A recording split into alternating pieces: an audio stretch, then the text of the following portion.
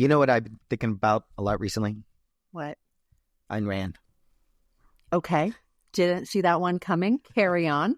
I mean, the thing about Ayn Rand is that, classically, she's like, don't care about anybody else. Don't take care of anyone, right? Objectivism, just totally look out for yourself all the time, except there's an exception to this. Did you know this? I did not know this. The exception is emergencies. She actually wrote this essay called Ethics in Emergencies that says, hey, you know what? If you're in an emergency with somebody, it is okay to care for them. Wow. Permission from Ayn Rand to care it's about crazy. Other people. And she's literally like, this is the only time, y'all. Don't do it any other situation. But if you're on a ship and the ship is sinking and you want to save some people, it's okay. Do you know what's amazing? What? That's better than Kant. Really? Yeah. Kant is like, if your ship is going down, you can kill other people. So you guys, we have just found the amazing moment where Ayn Rand is like, ship's going down, save some people. And Kant's like, or kill him. It's fine. You're learning something every minute on this show with us. And it's great because this episode is about this question. It's about how you care for each other. In what ways can you care for each other? The ethics of caring for each other during disasters and what that means. We're so excited that we get to have Sarah Clarke Miller on, who's an associate professor at Penn State. She works on women's issues, gender issues. Jordan could do her bio, like hands down, much better than I could.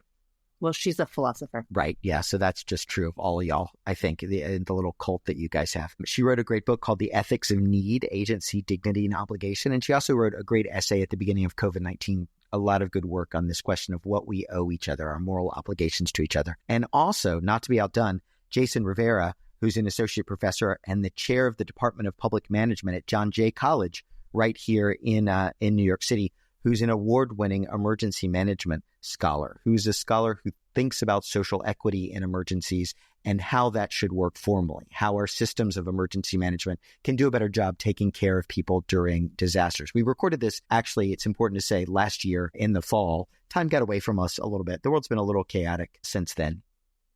And anything else you want to say to set this one up? Well, I think the question of how we care for one another is maybe even more urgent in this political moment. But we didn't know where we would be when we recorded this episode. The thing about it is care is always difficult in emergencies. It's never easy. And so whenever you can do it, you need tools for figuring out how to do it. And it turns out who's good at that? Ayn Rand, but probably who's better is actually Sarah Clarke Miller and Jason Rivera. So super excited to dive into this conversation. I'm Mitch Strickland, an emergency manager. I'm Dr. Jordan Pascoe, a feminist philosopher. This is Tough Shift, a podcast about how disasters change us and why we need to change how we respond to disasters.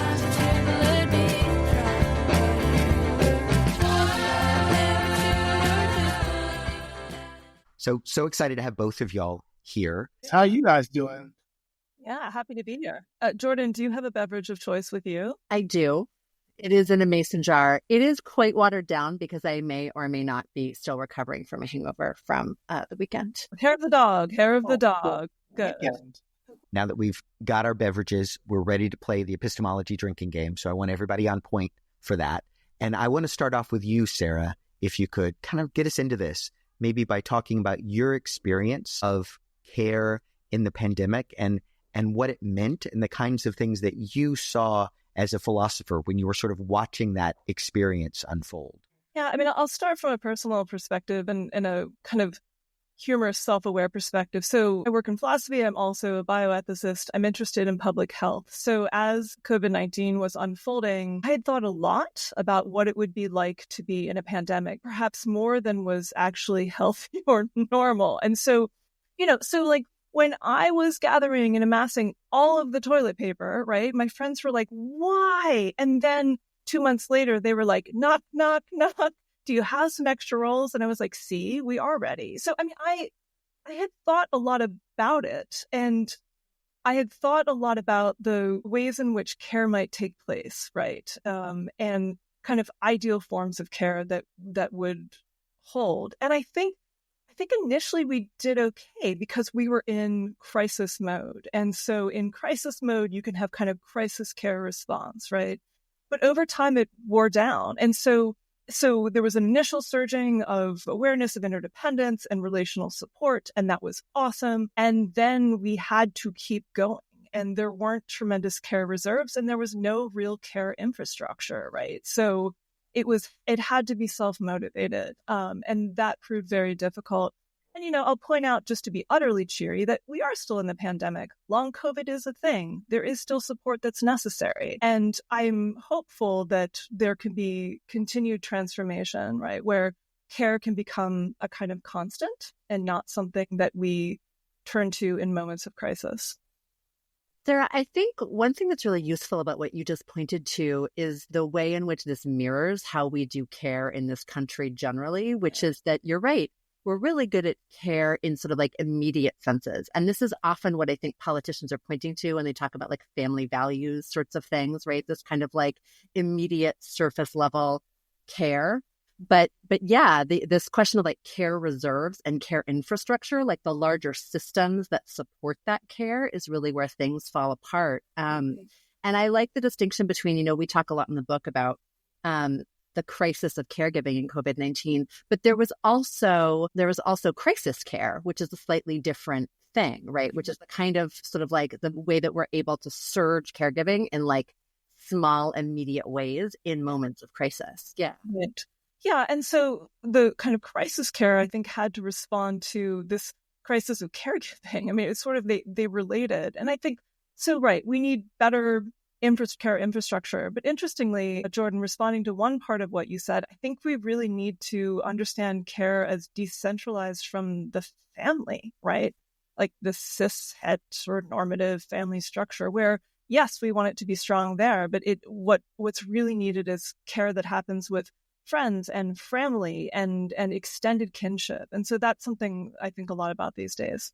So Jason, this question of caregiving and the question of sort of, especially in a societal sense, how public administrators care, how emergency managers get, like the work that we do to take care of society, something that you've written about a lot. And I wonder if you can talk about this issue in COVID-19 that Sarah and Jordan are bringing up, this question of immediate sort of social care. All of us feel this impulse, and then it gradually dies away.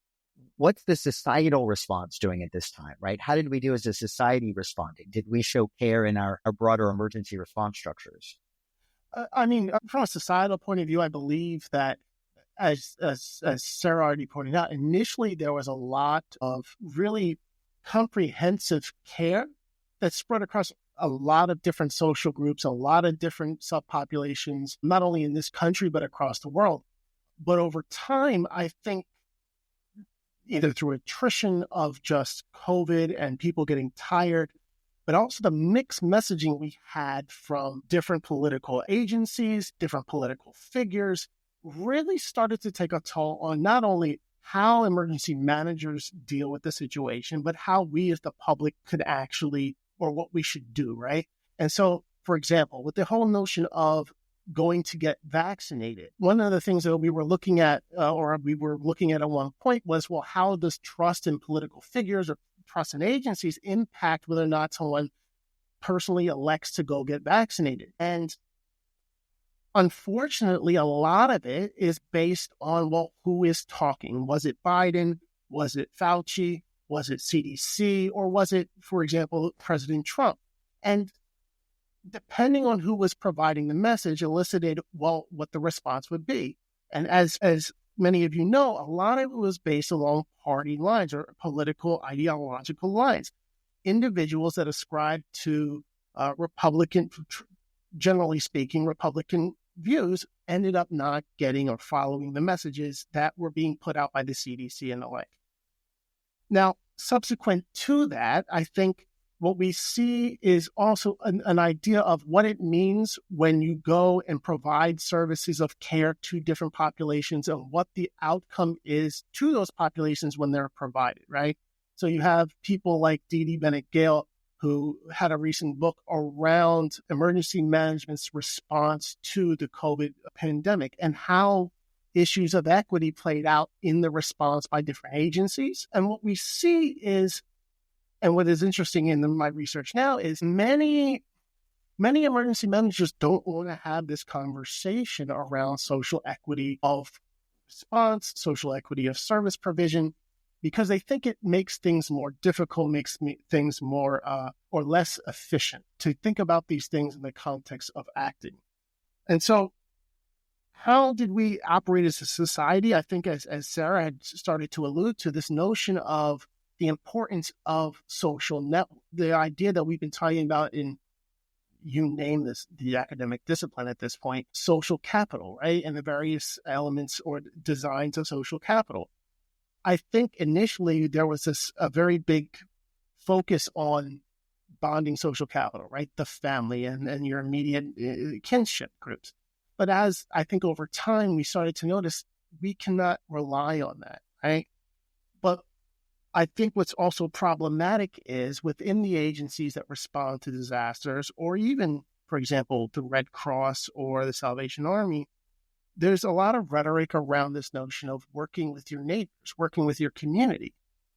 However, if you look at, for example, FEMA, they don't provide any instruction about how to engage people in this conversation.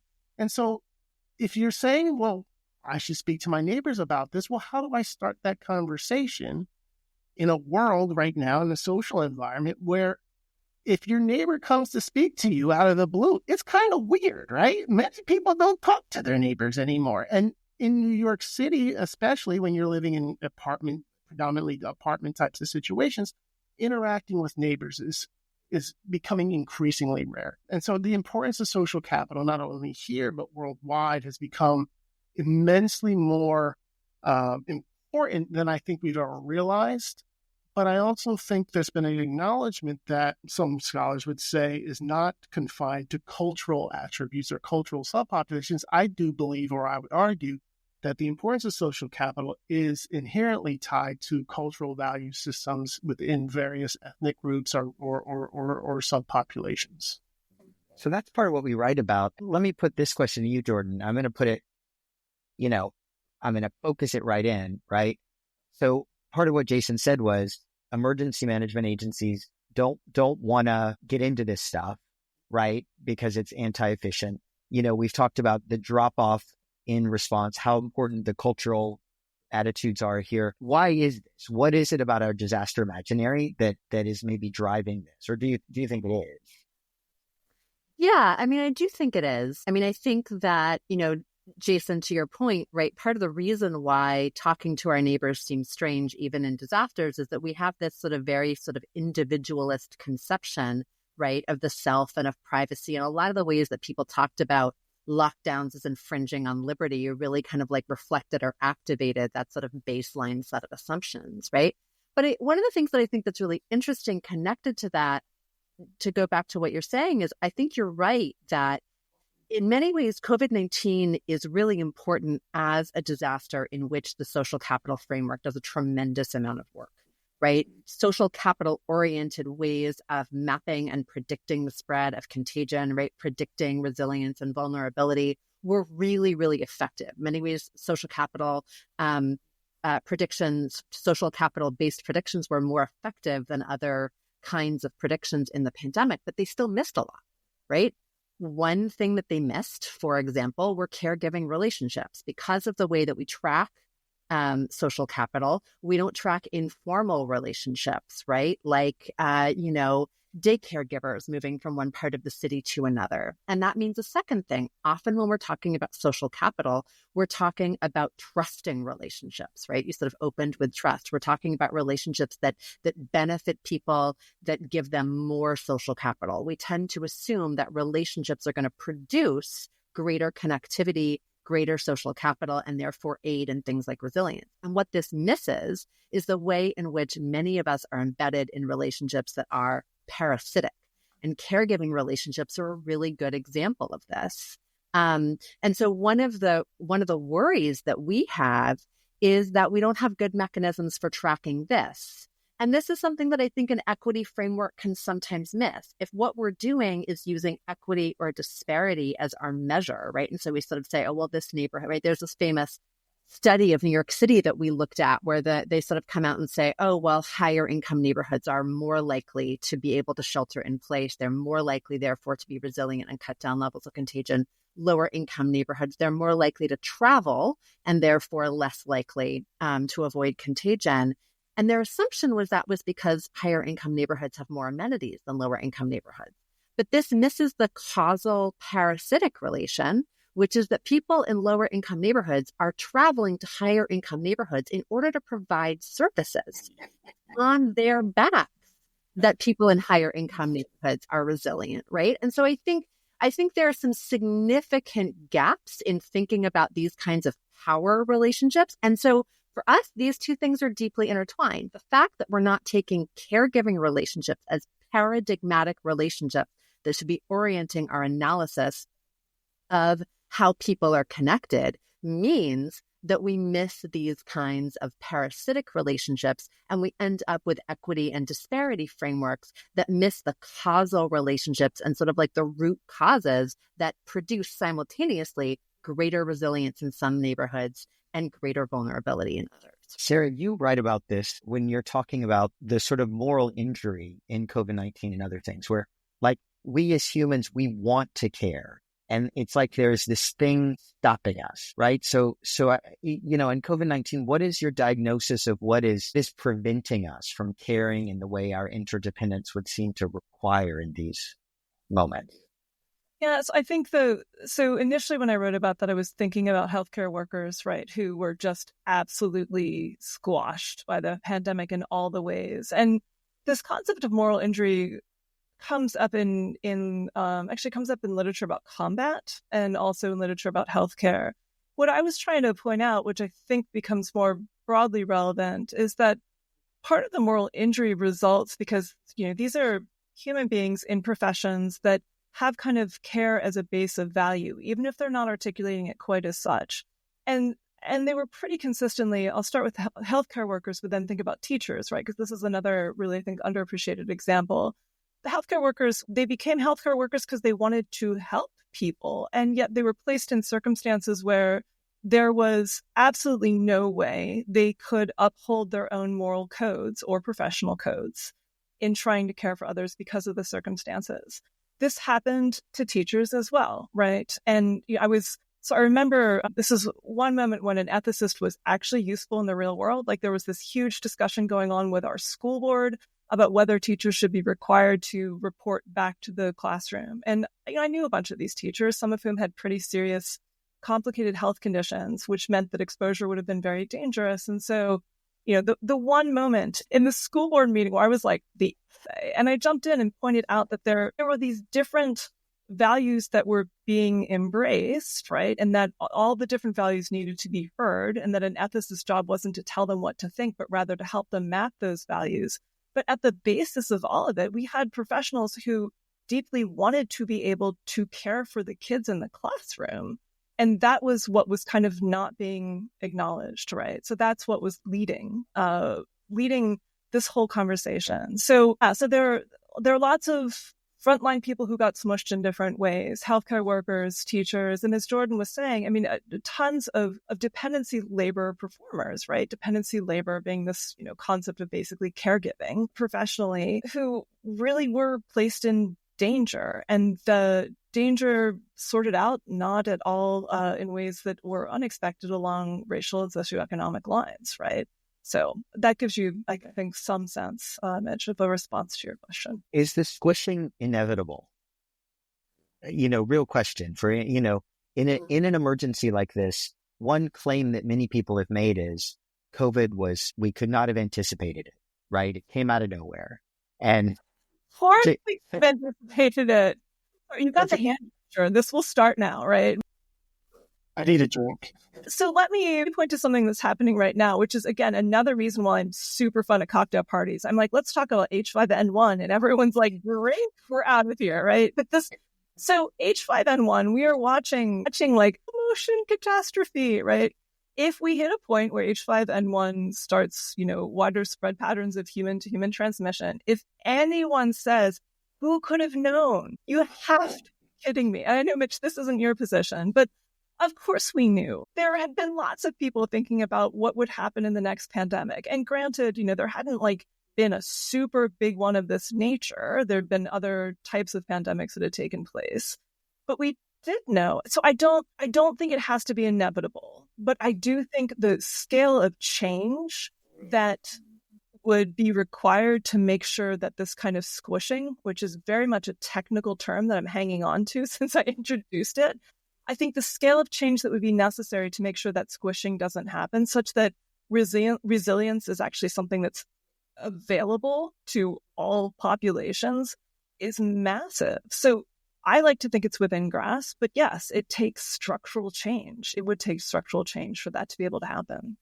And let me just jump in on that really fast, and then I want to hear from Jason, just to say that, pandemics aside, right, we talked about this a little bit in a prior episode, but like, if you'd asked some feminists in to talk about what might happen in a pandemic when you were doing pandemic planning, I'm pretty sure that the crisis of caregiving might have been on the table in that process, right? So there are these questions of, epistemic injustice that are going on here. This question of like, who's in the room when we decide what the problem of a pandemic is? Whose voices are relevant? Whose stories are relevant? Whose concepts are we importing? And part of what we're naming here is that we did not use caregiving and caregiving relationships as paradigmatic relationships to think about this. Now, part of the reason that's a problem is that caregiving relationships, even in normal times, involve a certain amount of squishing. Right. We assume that people who provide caregiving are just going to be able to keep providing caregiving long past the point where they're able to provide for themselves, right? Giving care makes people vulnerable, and providing for other people's needs can exacerbate our own needs in a variety of ways. And so when you surge that, like you do in a pandemic, this is what's going to happen. So I think this is another place where, like, just to amplify what Sarah's saying, if we had been using caregiving frameworks to think about, say, what a pandemic is, or frankly, what a disaster is, then I think, one, we would have seen the squishing problem much more clearly ahead of time. And two, we would have better conceptualized what a pandemic was. Yeah, and I'll say, and I want Jason to jump into, but I'll just note, this is one of the many reasons why I think the book that the two of you have written is so brilliant, right? Because you are thinking about, you're really addressing this type of epistemic injustice, which helps us think about who might need to be around the table now, right? With knowledge that might not have been drawn on before. That's what we really like, is flagrant praise. So thanks, Sarah, for that, for just drawing that out. That's definitely what we're here for. No, please keep. But Jason, get in there. I mean, what do you think? So I have a lot of tangents going on in my head now, but no, you're absolutely right. Like, is this something that we saw that was an unforeseen thing? No, absolutely not. Right? We had been preparing for pandemics. Maybe not to this exact scale, but the notion of a potential health threat to affect various populations, if not entire nations. It was there. It was there in the planning. We had the notion for it. Federally, we underfunded it or defunded preparedness for it for various reasons. But then there's this notion of exceptionalism, right? That we have not only in the United States, but in other places as well. That how will this ever happen? This can't happen to us. Yeah, this is something that happened 100 years ago, but we didn't have the technology. We didn't have the XYZ that we have now. And so the notion of prioritizing this as something that could eventually affect us, I believe, not only affected broader society, but also the people that were there or should have been there to really respond to this immediately, right? The notion of, and again, I go always back to the mixed messaging, is this notion of, okay, this is a pandemic and we are being alerted that this is a severe health threat. As I believe Americans and even personnel, when you hear that, you don't necessarily cognitively go to this thing that we kind of only see in movies, right? And so this notion of this is now the reality and the exceptionalism we have in this country and in other places around what can happen, what cannot happen, has deprioritized this in the not only agencies, but also in the will of the public, right? So when the politicians come out and say, well, we need to put money into either pandemic preparation or even natural hazard preparation and mitigation efforts. Well, that cannot happen to us. That's something that happens in the middle of nowhere that nobody ever hears about, and eventually it'll be on the news. But when we bring those people to the table that typically are what we say, quote unquote, or the BRIC legislation says is the most vulnerable populations, for example, These are people that are dealing with natural hazards, we'll go to it in a more general sense, on a daily, if not annual basis, in the absence of intervention, right? And so they're like, no, this is happening. Despite this being predominantly anecdotal, and again, this goes to what you talk about in chapter 3, but then also more broadly, this notion of what is actual truth versus what is accepted as truth and what is actually valued, right? What we have are these populations who have these truths, have these life experiences, intergenerational life experiences that are completely ignored due to these worldviews of truth that are based on these notions of verifiable statistics or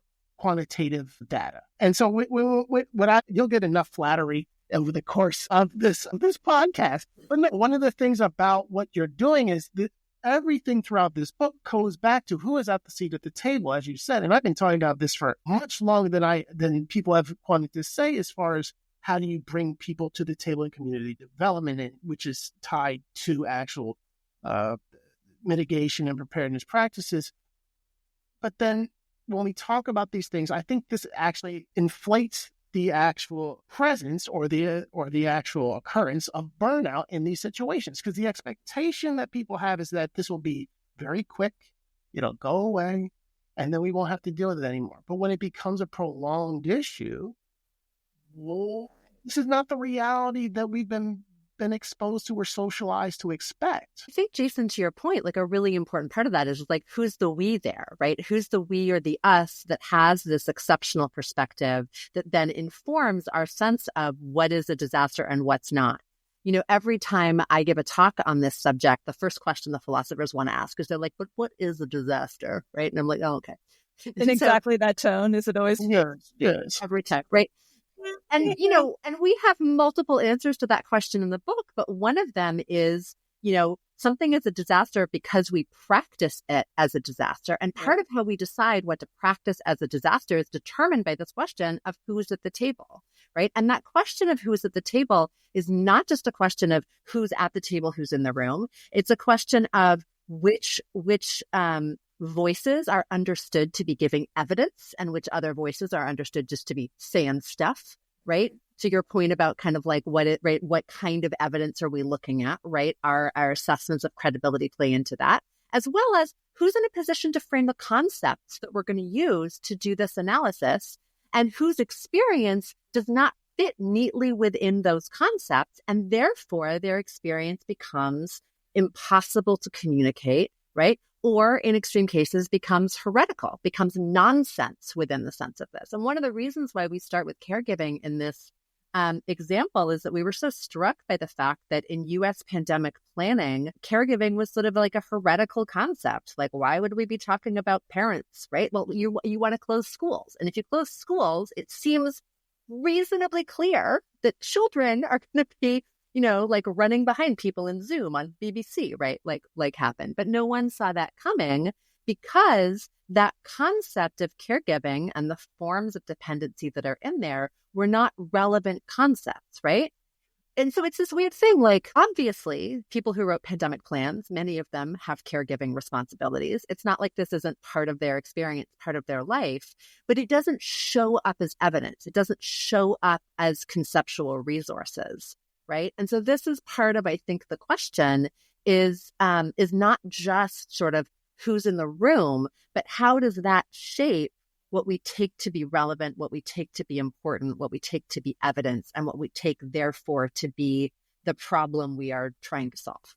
I mean, I'll say one thing that I think is helpful at this moment. So, I mean, part of what's going on in the background, right, for all of this is that let me make a very bold claim, right? I mean, basically, caregiving needs to remain invisible as a form of dependency labor, right? Because if it's seen actually as labor, it's essentially that upon which much of a neoliberal kind of structure can function. And so it suddenly became, in the context of the COVID-19 pandemic, very much not invisible, right?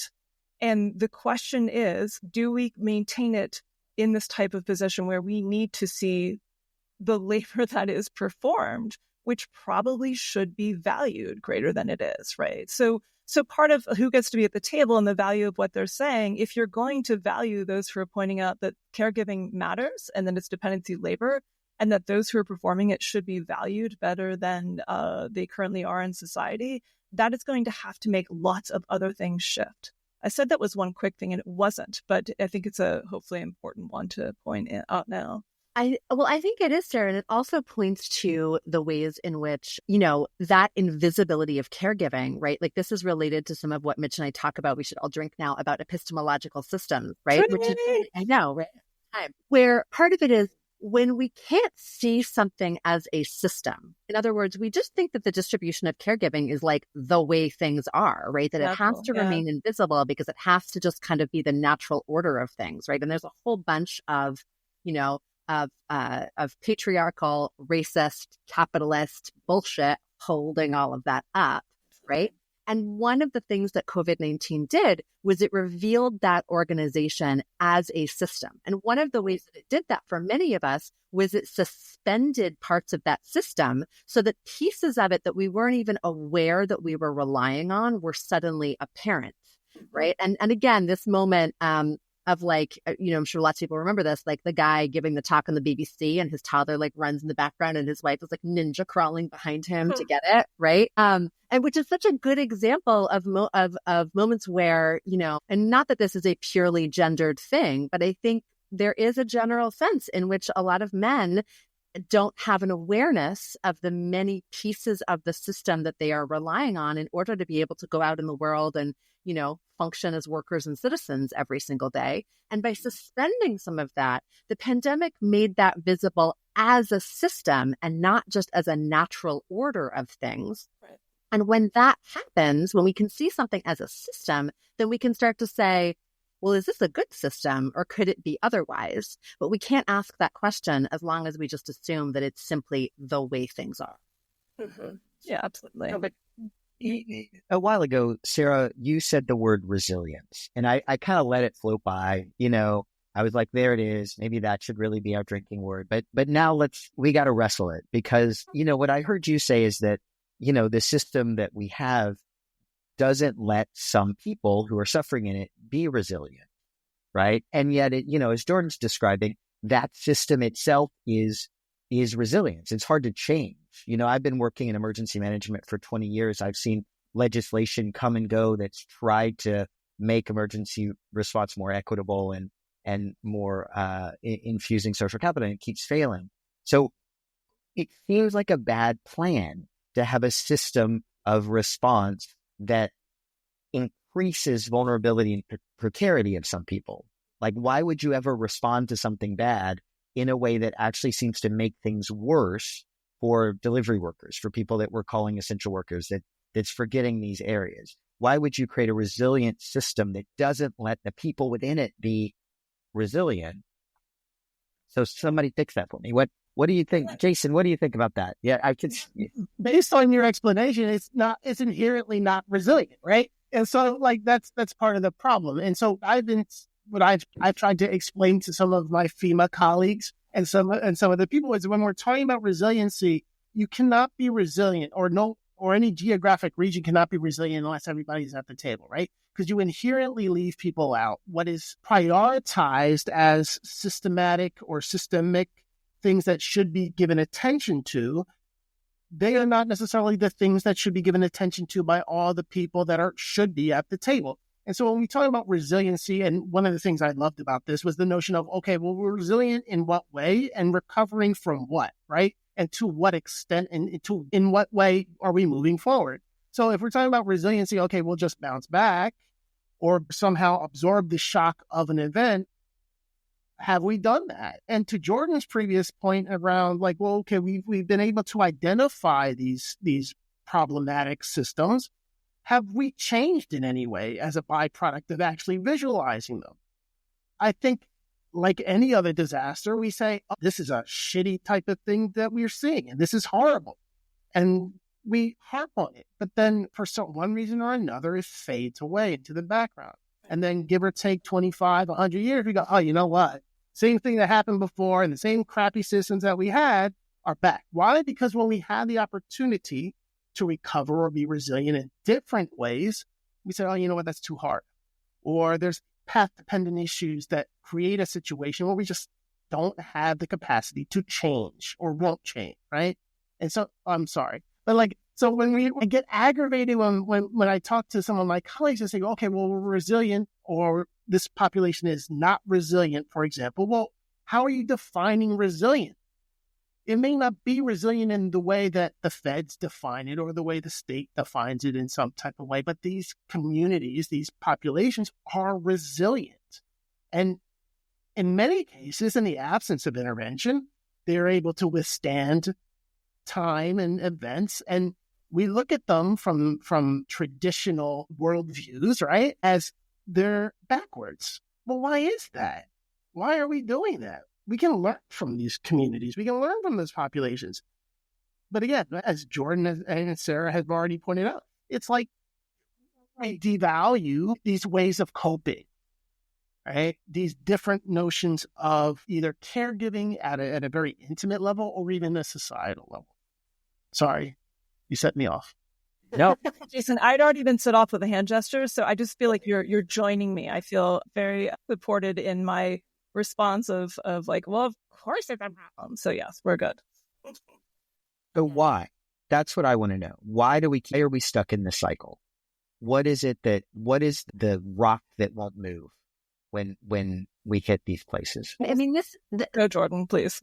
Well, this is where, one of my favorite moments in this project was actually the resilience question, because this was the place where the literature on social epistemology and the literature on disaster started to talk to each other, to use the same concepts in similar kinds of ways, in ways that are actually really informative for both, right? So Jason's totally right. Resilience is often defined from dominant perspectives, right? It is most likely to be recognized when it is privileged populations bouncing back to the ways they were before. And this prevents us from seeing other forms of adaptation and survival as modes of flourishing. Absolutely. I mean, I think a generally good feminist question is what does resilience look like in caregiving contexts? I think that might give us a different starting point to think about what resilience is.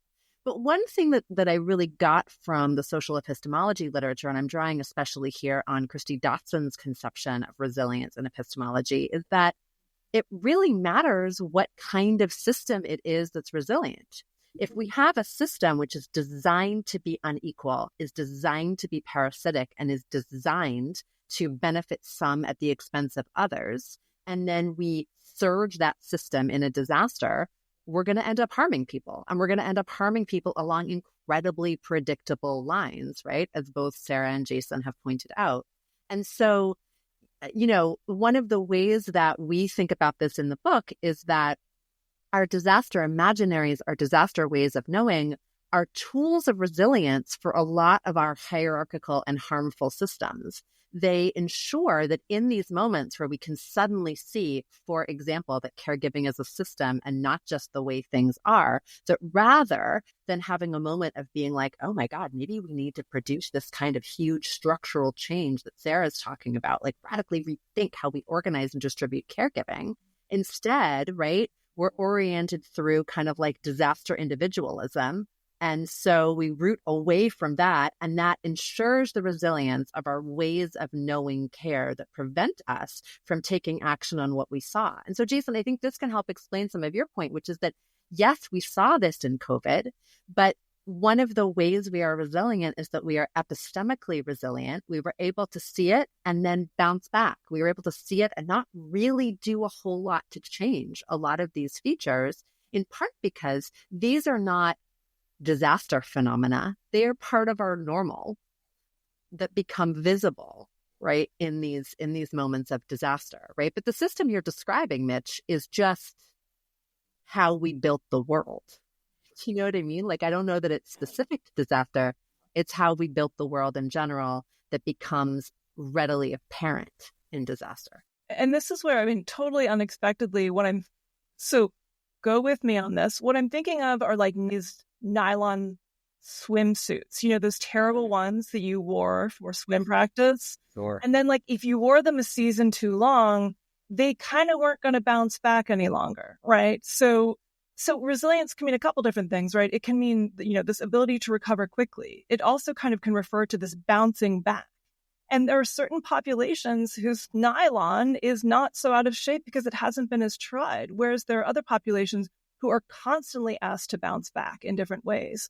And after a while, they can't, right? So I have a particular resistance to the word resilience. And I know that both of you are, probably everyone in this room is suspicious of the term in different ways. But I think that if we're going to continue to use it, we need to create a condition where we basically need a new concept of resilience, right? Where it doesn't emerge from neoliberalism, where it doesn't shift the responsibility for survival and flourishing, if that's possible, onto individual people, and where we don't talk about resilience absent. We basically need power analysis, right? For any time we're going to request that a population be resilient. So yeah, I mean, that's the type of kind of futurity that would be great. But resilience as it's used now is often, at least within ethical literature, right, thought to be something that is praiseworthy when you're able to attain it, but you're not all starting from the same level, right? So if you're already privileged, being resilient is going to be I'm not saying being resilient was easy for anybody during lockdown. I mean, it was just hard, but it was easier for some of us, right, who had certain resources and hadn't been asked to stretch so much prior to this. Sarah, this is something I'm thinking a lot about in my current work. And Jason, I suspect you'll be able to help me with this. One of the questions I have is sort of like, because I think there's a lot of redefining resilience in the wake of COVID. Like there's a lot of like, no, by resilience, we mean adaptation. By resilience, and I think you're absolutely right that if we're going to transform the meaning of a term, we need some other places to go to look. One of my favorite definitions of resilience that I'm sort of open to considering is the way that like Adrienne Marie Brown talks about it in Emergent Strategy, right? Where she's really thinking about the resilience of ecosystems as an adaptive resilience. And I think we're seeing some of that seeping into the ways that we see resilience being deployed in some of the new frameworks that are emerging. My question is, and I have this question about a lot of projects of conceptual reengineering like this, is it useful to use the same term? Is it useful to now have a new resilience, which is actually just adaptive resilience, which is a totally different thing? Or is it helpful for clarity purposes to maybe have a new term? Like, in other words, is it important that resilience be the concept that we're going to reshape and mold, that's going to travel with us through this learning process? Or is it maybe useful to be like, okay, resilience was this way of practicing disasters and recovery and so on and so forth, and we had some problems with it, and so now we have a new concept, right? So I'm really interested in kind of like the ethical question of when we should like ameliorate or improve a concept, and when we should like leave it behind intentionally in order to re-engineer something new. Let me just say before Jason answers, you go on a podcast with a philosopher and this is the question you get right there. Conceptual re-engineering through vocabulary. What do you think, Jason? So this is something that I get to in a number of different things I look at, right? So academics are known for creating new concepts, new words, describe essentially the same thing over and over again, right? Just new boxes. One of the problems I think you allude to is that we just have such a varied notion of what resiliency is. We don't really know, like you go into a room of emergency managers or even public administrators, it doesn't matter. You say resiliency and they're all looking around like, well, what do you mean by that? Because it means you pick a definition by the agency, it means different things to different people. And so one, I think there needs to be coherent or at least a more standardized notion of what we're talking about when we're using the term first. Then when we talk about resiliency, again, I think there's different indicators, different ways we can define or operationalize what it is.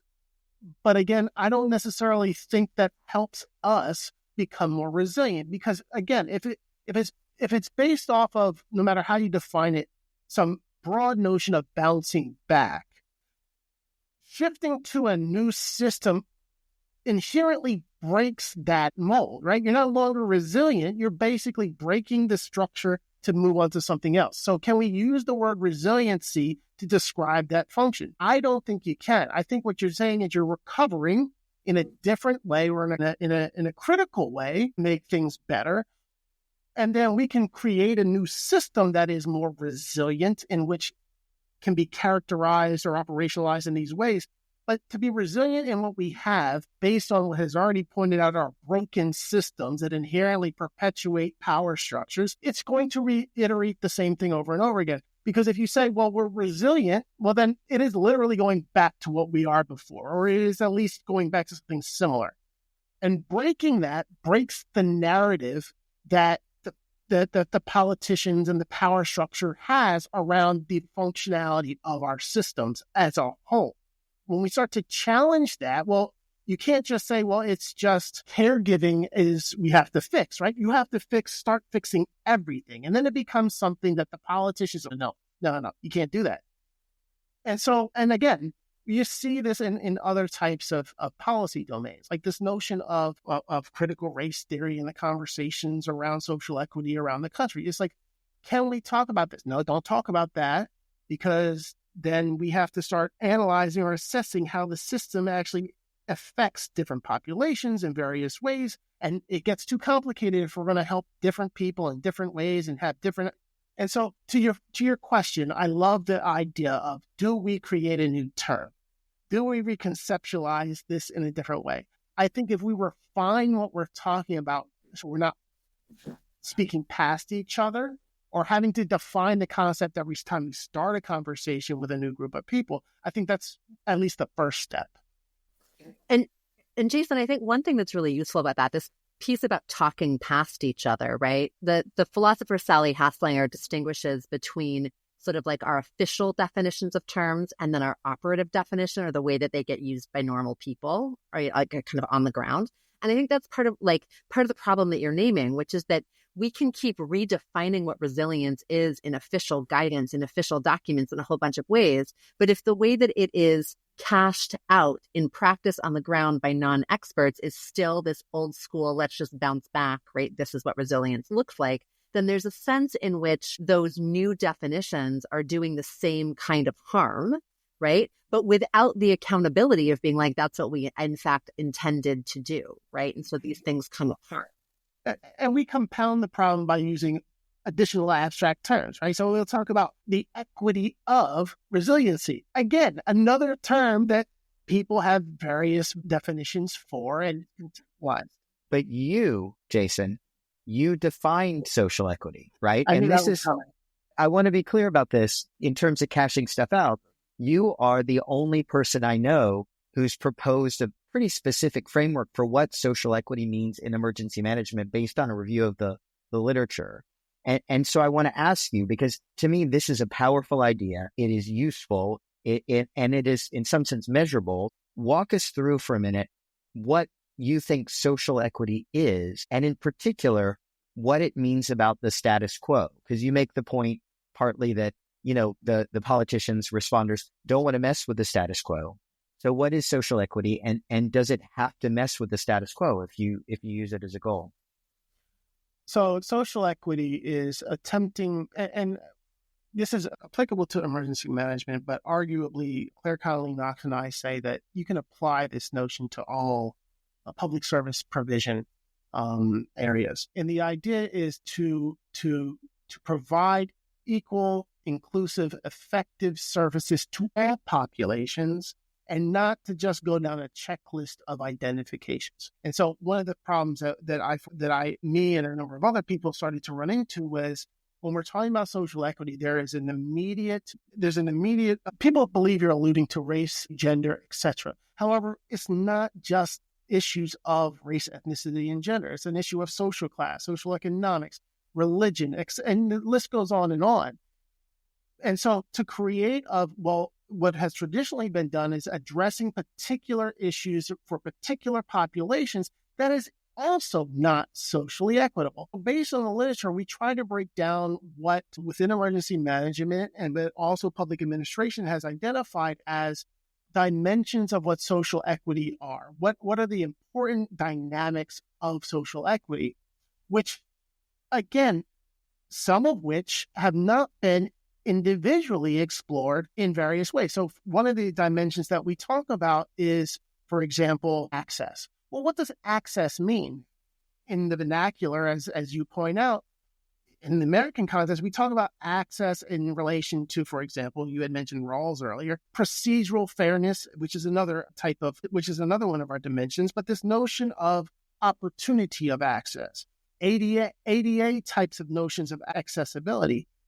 But it ends up being more complicated as far as economic dynamics, proximity, cultural accessibility and appropriateness, things that we don't necessarily think of when we think of access, that either provide an administrative burden on people to access something, or in the other direction, provides an administrative burden on the organizations attempting to provide the service to begin with.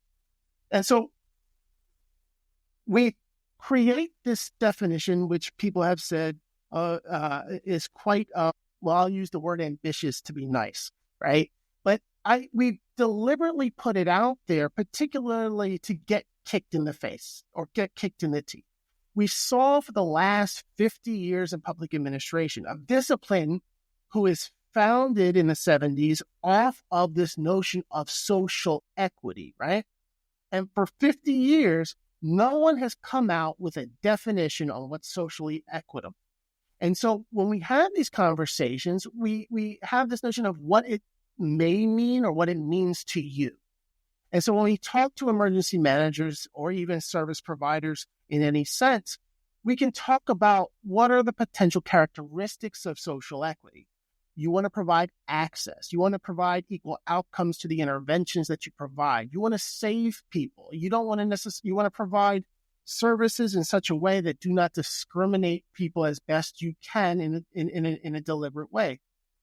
But if you use the word social equity when trying to engage in conversation, people just shut down because they have these perceptions of what it means based on either their own socialization processes or what we are now seeing over the last 8 years around, well, social equity really is just for a particular population. And it's sad because what I've been trying to do in social equity is no, social equity is for everyone. The media and our national history talk about the importance of social equity and the importance to particular racial and ethnic groups and gender groups, but again, are just as in need of socially equitable practices as everyone else. Well, I want to just, because to me, you're actually not highlighting what I feel like is the most radical or maybe the most likely to get kicked in the face part of the definition you propose, right? Because you say, first it's, the active, culturally competent provision of services to every social group across all phases. And that's what you're talking to. But you also say that part of a push for social equity must be the continuing reduction of all groups' social vulnerability over time. And I think that's the part that's not the status quo part. I think that's the part that is somewhat dangerous to current or emergency management thinking. So the last dimension we talk about is outcomes. And that's really what gets to how do you get interventions to have an equal impact or essentially an equal result, regardless of the population you're dealing with. And that inherently is tied to breaking down the structures in which we live. Again, we're providing this definition as a means to say what would be the ideal situation. So we create this we propose this measurement of social equity and how you could potentially measure or say something is equitable or moving towards equitable practice. What Claire and I would argue is potentially there is no way to actually get to an inherently, totally socially equitable situation based on the power structure or the systemic issues that we're dealing with now. We inherently have to break with that.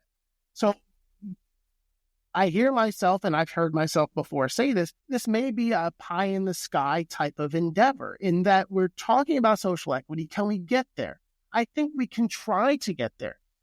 But it also means to actually get there means breaking from the systems in which we are inherently part of, and also acknowledging that that's other types of worldviews. So I would say this also, which is kind of revising, not necessarily this definition, but since writing this, we've also come to, again, integrating this notion of epistemological types of worldviews, right?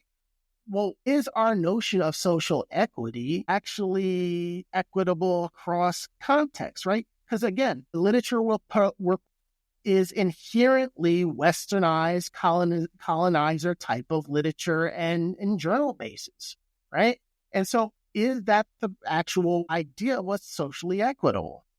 And so, yes, to answer your question, it inherently entails breaking systems. So who then has the actual will to do that? I guess is what the question that I have. Who will actually break with what is practiced, what is considered the appropriate way of doing things, and go on a limb and start to push an agenda that will actually make systemic changes in the right way? And again, using value-laden terms, right? What is the right way? Again, is a contextualized type of notion. I think, Jason, that's really important, right? This is something that we really tried to center in our work, is this idea that we can have a sense of what the right way is with the recognition that that's with sort of the credibility economy and the conceptual resources and within the system we have now. And as we get better, centering more voices and being open to more perspectives, our conception of what's right and what's good may shift accordingly, right? But I also just want to say to that question of like, how is this change going to happen?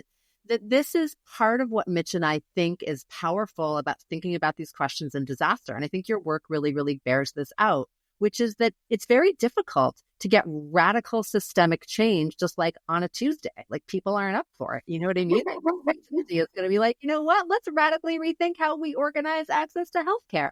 But in a disaster, there are moments where you have both the need to very, very rapidly invent new systems and infrastructure, and you have people having these collective moments of awareness and lucidity as they're in these new relationships with one another, as they're casting about for conceptual resources to understand this world that's ruptured.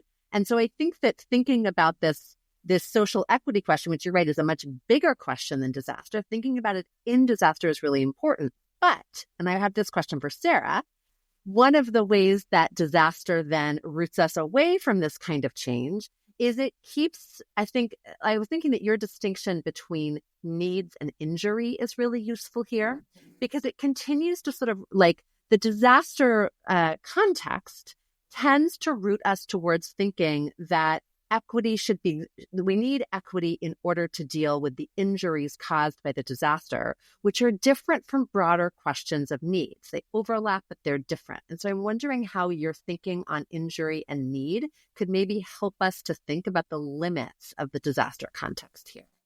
I mean, I don't know if it points to the limits so much, but it might, well, we'll see. I mean, in essence, right, so to go philosophical for a moment, with anything like needs or vulnerability or dependency, philosophers are going to say that there's a way in which that is shared ontologically among all of us, right? So everyone listening to this is vulnerable in certain ways. Like you all get sick from, any kind of virus that exists. But then vulnerability politically gets distributed differently, right? And so there are two senses of vulnerability going on. Same with dependency, and same with something like precarity. So this means that certain people's, to go to the concept of need for a moment, certain people end up kind of reliably experiencing certain forms of need in a way that economic systems, political systems produce. And I think in listening to Jason, I found myself wondering if part of the issue, says the philosopher who is not involved in any kind of actual useful trade, right? But I wonder if part of the issue, and this is really to draw on some material from some disability justice theorists like Mia Mingus, for example, who pointed out, maybe a third of the way through lockdown, that there perhaps was an investment in producing populations that would be vulnerable, that would be sickly, right? That there are aspects of economic systems that need a certain part of the populace to be desperate in a kind of way, who will economically desperate, for example, such that they'll perform labor that other people don't want to. And so think we have to look at ways in which systems might be designed to produce certain forms of vulnerability or certain forms of need in ways that support other functioning for the privileged, right? So I say this cautiously because it's a big structural point, and yet it kind of, I think, is in the background, Jason, behind some of what you're thinking through. So hopefully. No, I think you're absolutely right. The functionalism of what, or of despair, of need, of disparity is inherently ingrained in the system, right? It's economically profitable. Let's go in that direction, right? For these various populations to require or be dependent on the services that would subsequently provided by a pandemic or a disaster, et cetera, right? And so I wouldn't say it's a conspiratorial type of situation, but it could be compared to almost like a racket type of situation to a certain extent.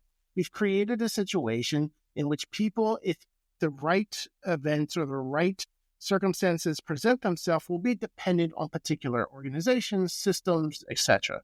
And that reinforces the need for the system. And then we can go back and say, you know what? Guess what?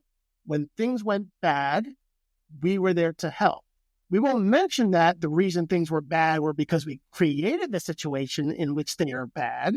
But you're absolutely right. I think, again, and you talk about this in the book, Mitch and Jordan, this notion of how the system perpetuates itself predominantly because of the interconnectedness of how the system works. And it is ultimately very deliberate, right? None of this is actually by coincidence. But yeah, sorry. And what? No, I was just going to say, I mean, I think that's exactly right. And I think that's an important piece of it. It's another place where, again, if we took caregiving as a paradigmatic example of this, right? Many, for example, privileged, middle to upper class people can afford childcare precisely because other people are so poor. They are willing to work, right, informally for significantly less money. And that produces these care chains that we're talking about, right? But both of you are absolutely right that part of what this means is that the freedom to have children and also go to work every day is to some degree or another in our current system premised upon this inequality that needs to be reproduced in various ways, but also rendered meritocratic, right? Rendered, right? Like Kant would say rightful, right? So like rightful inequalities, as if this was a thing that makes any sort of sense at all, right? But Jason, to your point, like this is something we find in social ecological literature all the time. The more internally coherent and internally interdependent an ecosystem is, the more likely it is to be resilient. And so these sorts of parasitic relationships that we're pointing to, the forms of inequality that we in fact need in order to be able to have the lifestyles and level of comfort that the privileged are, accustomed to, is that kind of internal organization that produces this kind of resilience.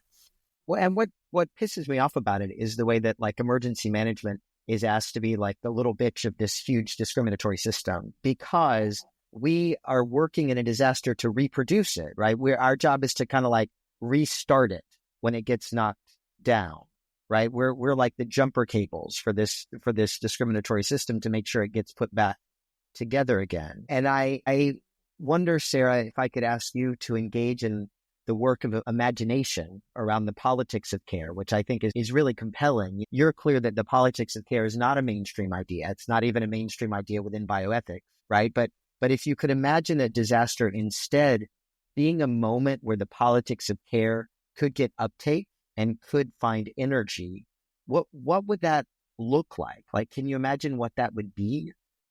I can. I'm still also thinking through the little bitch jumper cables, just to my brain is still that you were just referring to. So, because I just kind of loved that moment. So I'm just going to repeat it again. Because it's a hilarious kind of combination of thoughts. So yeah. And when the COVID-19 pandemic happened, suddenly care was this thing that was everywhere. There were like a bajillion care conferences, right? Which was as far as I was concerned, except they all happened here on screen. And there was so much talk about care and how politically systems might shift such that caregiving could be supported, such that care would be provided. And I think it's not that I think it all went away. So this is a slightly, weary response, but to some extent, a lot of that imagining, which I can point to and describe, did wane.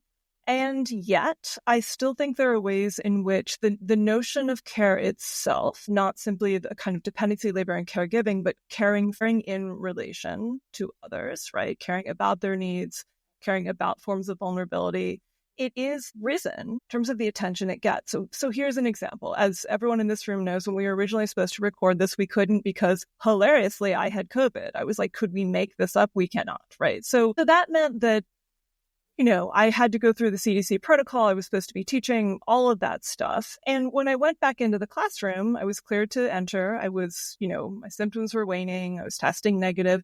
I went in masked, and I think no one else was masked. I think my students at first were a little taken aback because masks are now oddly political. But I talked with them from the very start about, first of all, what my institution's policy was and how I was following it. But importantly, this was a gesture designed to care for them and to emphasize that there should be caring for one another. And so now in that classroom, students are emailing me to say, I'm sick, or this is status of my symptoms, and I will, I'll come in masked. So, and in conversation in this ethics seminar, care keeps on coming up. And it's either that they know I work on it, and so they're going to mention it, but I don't think it's just that. The kind of conversation going on among the undergraduates from all sorts of political persuasions, right? They are more ready to talk about care. So if we imagine these are I do not have structural kind of solutions to offer, but I do think a lot now and am starting to work on not just understanding care relations, but care politics, and thinking about how care is something like a civic virtue might help us move political relationality beyond forms of polarization that we're currently experiencing, such that we could then rebuild a republic where care is not gendered and placed in a corner, but is really woven into the fabric. So how does this happen? I mean, I'm an ethicist, right? So I think a lot about individual relations and community relations and ways in which we can have care as an ethos be something that doesn't have to be explicitly political, right? Identify with a political position, but rather returns to this form of relating to others in ways that involve support for their needs beyond a kind of general form of respect we might have in a democracy. Something a little bit closer than that, a form of relationality where we do, as a matter of ethos, seek those forms of connection that are meaningful and determine how we might better support one another. So it's a dream. I don't have a playbook, but I do think that politically, it's possible. I think it's starting to be possible, she says in an oddly optimistic moment.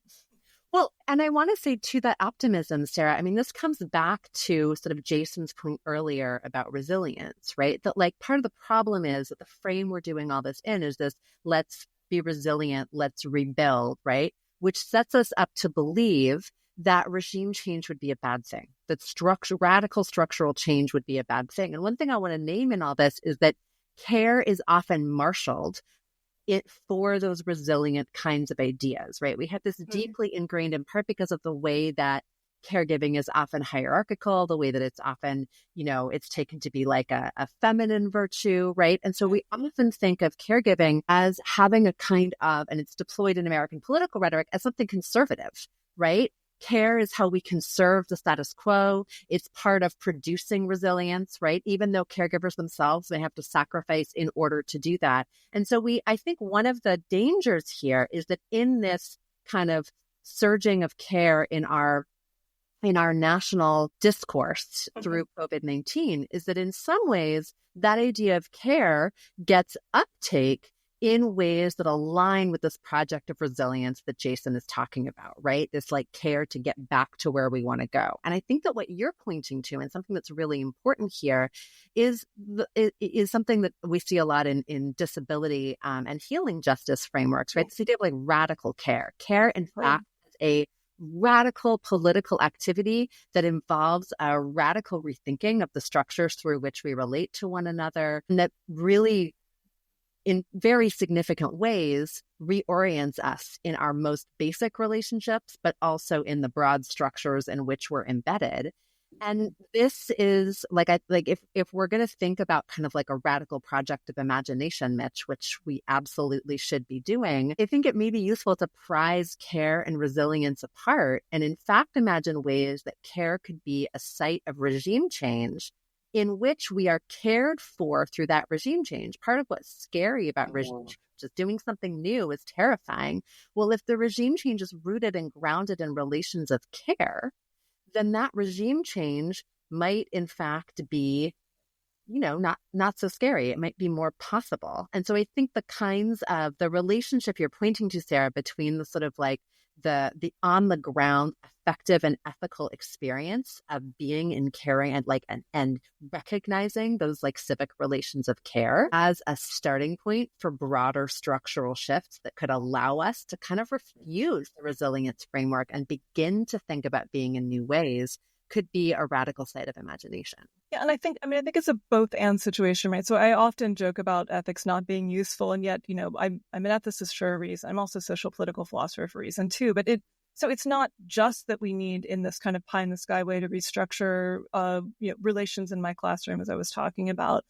But we need a both and. Do we need structural change? Absolutely. But right, if structural change is occurring, it's going to be something that feels more possible if you feel secure relation with a number of other people in your community.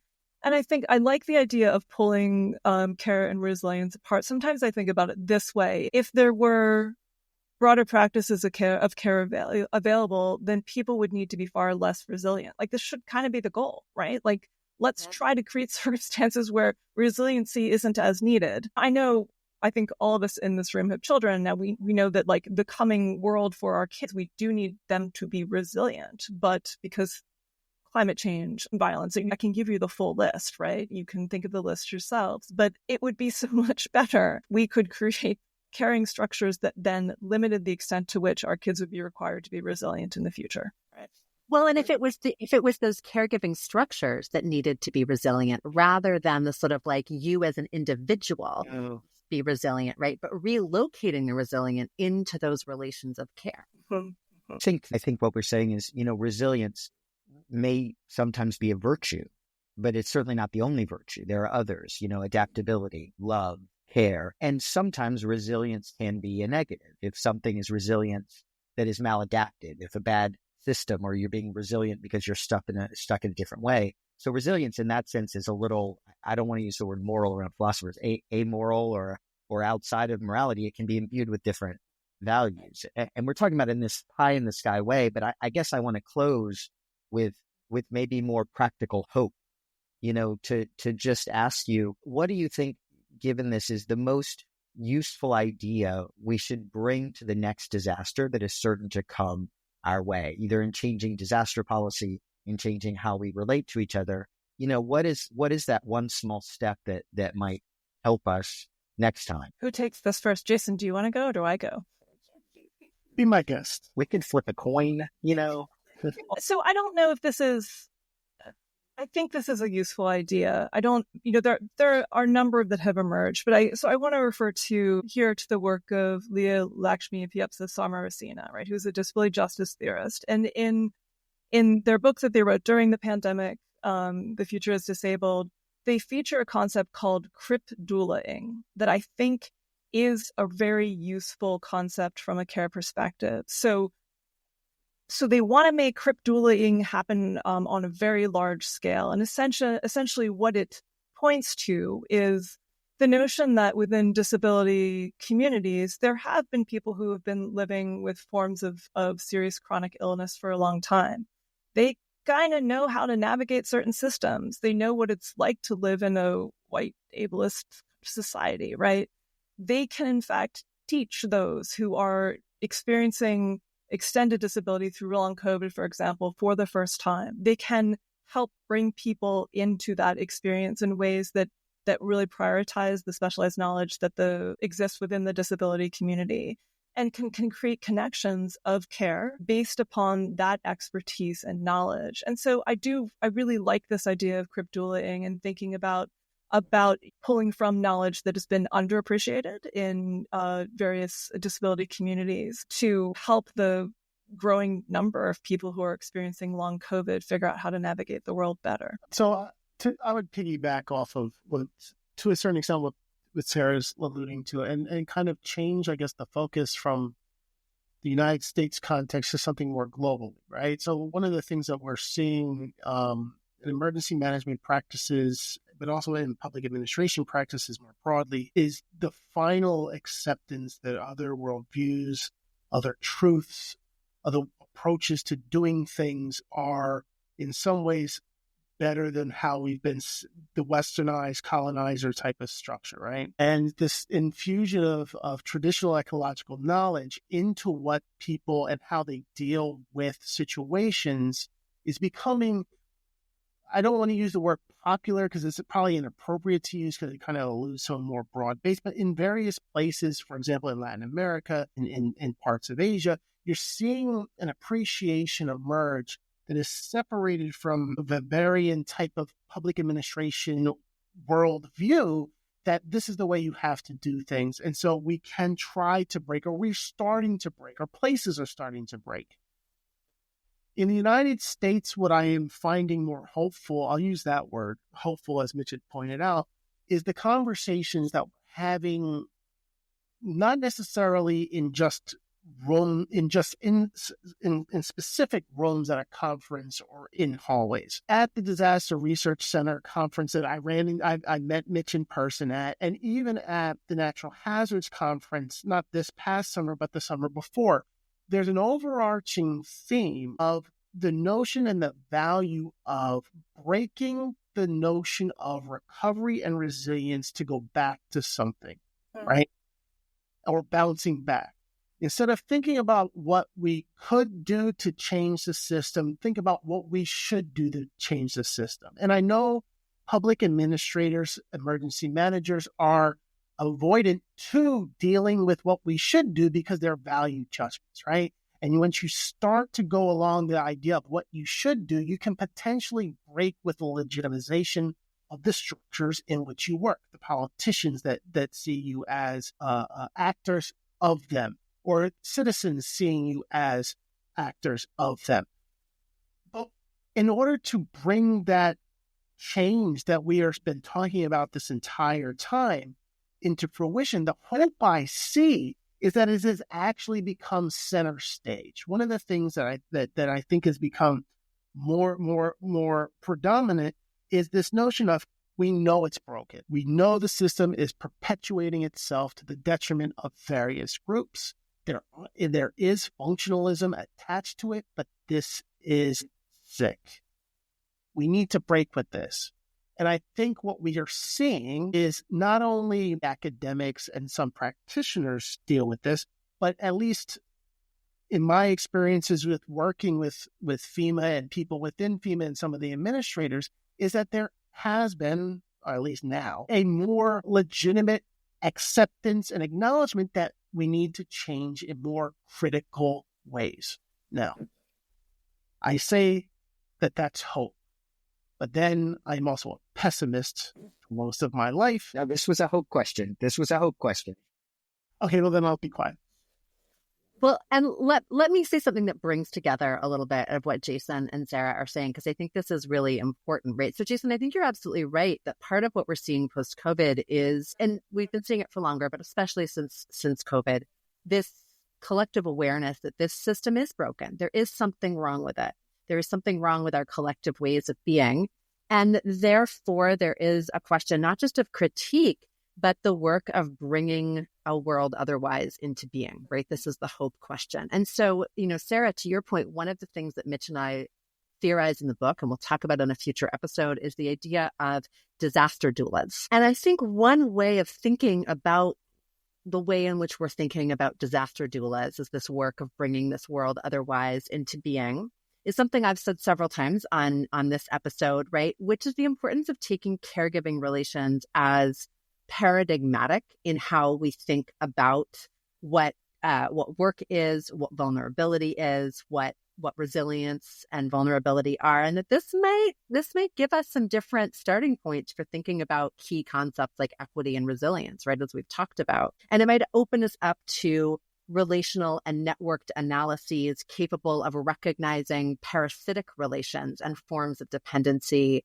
and the causes of that dependency, right, that are producing this brokenness. But also taking caregiving as paradigmatic can be a starting point for thinking about this work of dueling, right, of using relations of radical care, of mutual support, and of the expertise very often of someone who has been through a hardship before, doing the work of bringing new worlds and new possibilities into being. And so I think that there's a great deal that we can mine from the care tradition, both at the level of critique as well as in this really concrete question of like, how do we do the work of this hopeful question of bringing another way into being? All right. Well, let's end there. Sarah Clarke Miller, Jason Rivera, thanks so much for a fascinating conversation. Let's go out and imagine how we can care for each other better. Thanks. Thanks for having me. Thank you.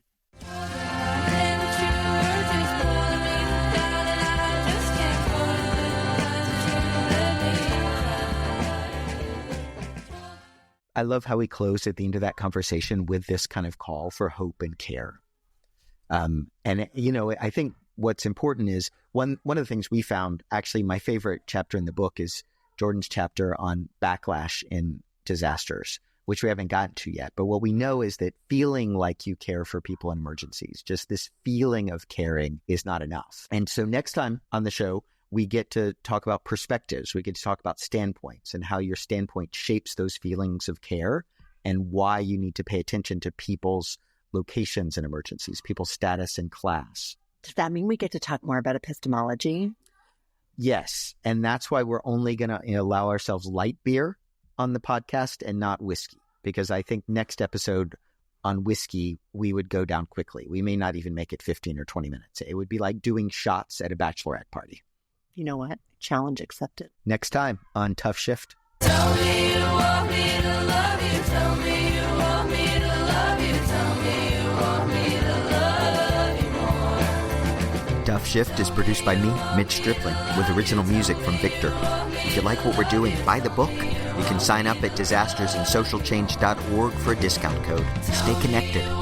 Stay curious. Tell me you want me to love you. Tell me you want me to love you more.